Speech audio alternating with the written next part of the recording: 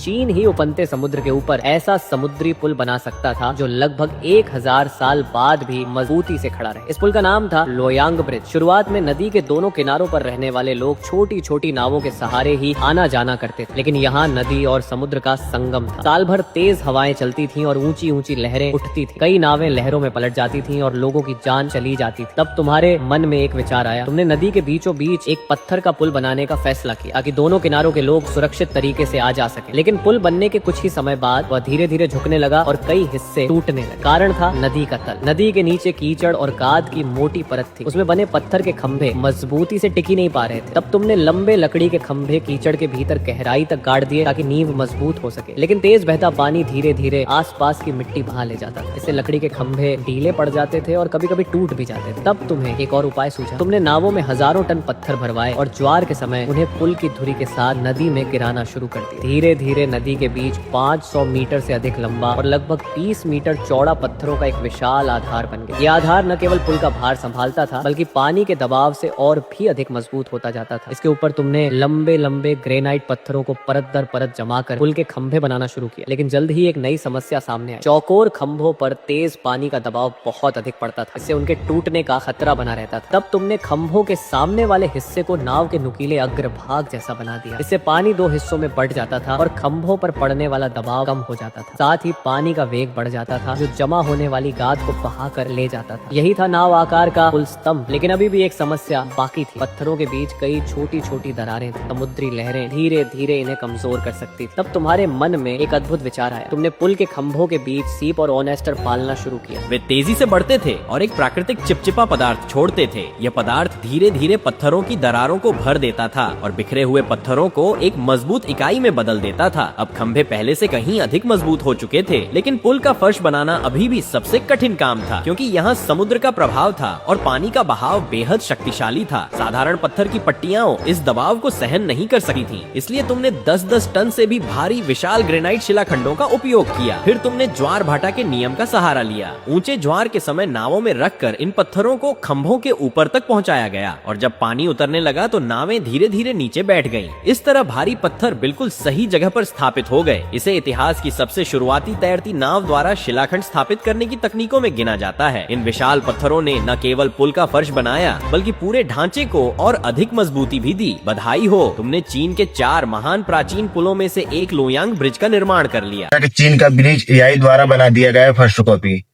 कुछ समय बाद एआई पूरा काम करेगा, एआई ब्रिज बनाएगा और इंसान जाएंगे उधर। जब बन जाएगा तो उससे सेल्फी खिंचा फोटो खिंचाएगा और चली जाएंगे।